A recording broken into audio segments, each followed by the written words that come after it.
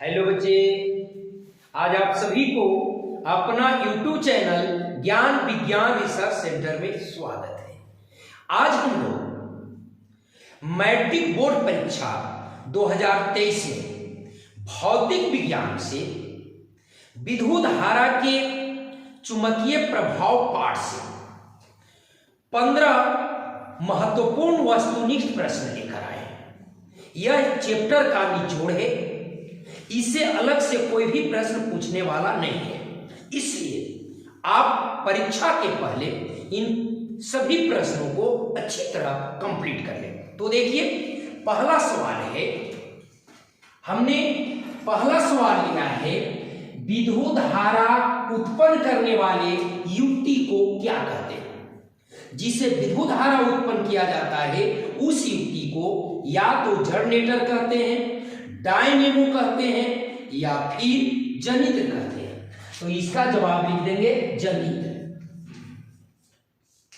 बिल्कुल सही जवाब। दूसरा सवाल है, विद्युत चुंबकीय सिद्धांत के प्रतिपादक कौन थे। विद्युत चुंबकीय सिद्धांत का जो प्रतिपादन किए थे वो थे फैराडे। तो इसका सही जवाब होगा फैराडे।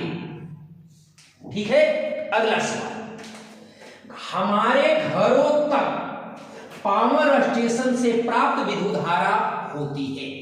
हमारे घरों तक जो पावर स्टेशन से विद्युत धारा आती है उस धारा को क्या कहते हैं, कौन धारा आती है, बहुत इंपॉर्टेंट प्रश्न है। तो वह धारा होती है प्रत्यावर्ती धारा, जिसको शॉर्ट में हम लोग कहते हैं एसी, अल्टरनेटिव करंट। ठीक है, अगला सवाल है, घरेलू परिपथ का विभवांतर होता है। बहुत इंपॉर्टेंट सवाल है।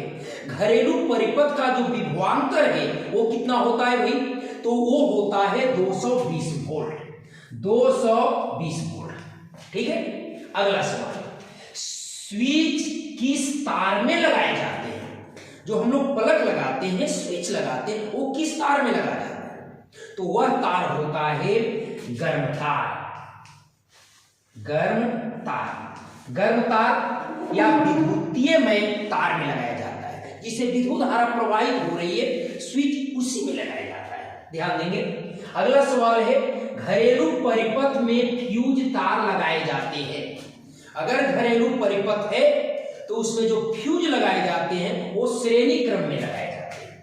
तो यहां होगा श्रेणी क्रम में, फ्यूज जो लगाए जाते हैं वो श्रेणी क्रम में लगाए जाते हैं। लेकिन इसी से मिलता जुलता सवाल है, घरेलू परिपथ में विद्युत उपकरणों को लगाया जाता है। अगर फ्यूज लगाने की बात करता है तो श्रेणी क्रम में, परंतु विद्युतीय उपकरण अगर लगाने की बात करता है, विद्युत उपकरण लगाने की बात करता है, तो उसका सही जवाब होगा समानांतर क्रम में, समानांतर क्रम में। ठीक है, अब अगला सवाल है, काफी इंपॉर्टेंट, डायनेमो से किस प्रकार की विद्युत धारा प्राप्त होती है। जनरेटर है, जनित्र है या डायनेमो है, इससे दोनों प्रकार की धारा प्रवाहित होती है। दोनों प्रकार की धारा हम उत्पन्न कर सकते हैं। यहां दोनों प्रकार की धारा, यहां एसी भी उत्पन्न होता है या फिर डीसी।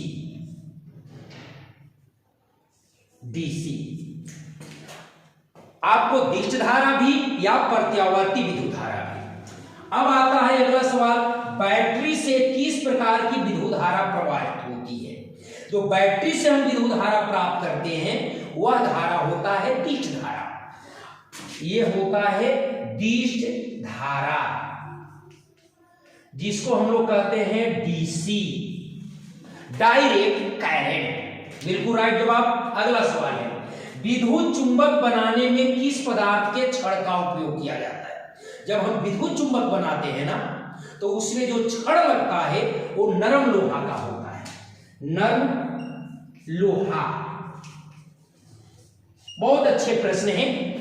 और ये बोर्ड परीक्षा के लिए काफी महत्वपूर्ण है, आप इसे अवश्य देख लें। अगला सवाल है, विद्युत जनित्र का सिद्धांत आधारित है। विद्युत जनित्र जो है, जनरेटर जो है, उसका सिद्धांत आधारित है विद्युत चुंबकीय प्रेरण के सिद्धांत पर।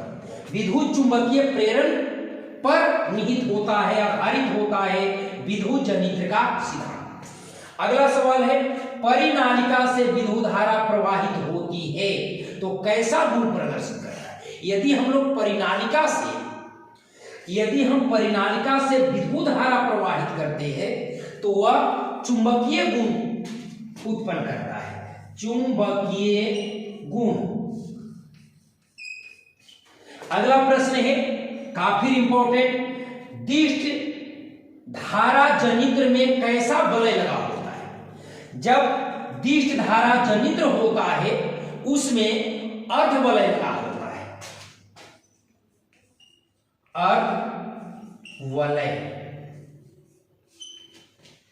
अर्धवलय दो होते हैं, आधा आधा दो वलय लगा हुआ रहता है दिष्ट धारा उत्पन्न करने वाले जनित्र में।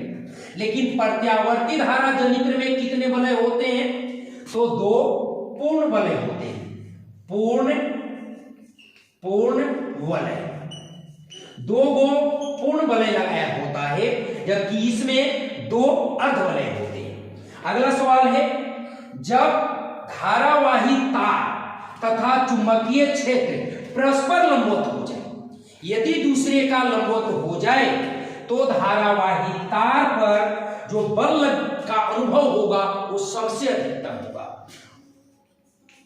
अधिक बल, जो बल लगेगा वह अधिक होगा। लेकिन यदि एक ही दिशा में हो जाए, यदि आपका धारावाही तार और चुंबकीय क्षेत्र एक ही दिशा में हो जाएगा तो उस पर लगने वाला जो बल का मान है वो शून्य होगा। परंतु जब परस्पर लंबवत होगा तो उस पर लगने वाला जो बल है वो सबसे अधिक होगा, अधिकतम बल का अनुभव होगा। इस तरह से काफी महत्वपूर्ण 15 प्रश्न इस चैप्टर से हमने लिया है। आप परीक्षा के पहले इसे अवश्य देख लें।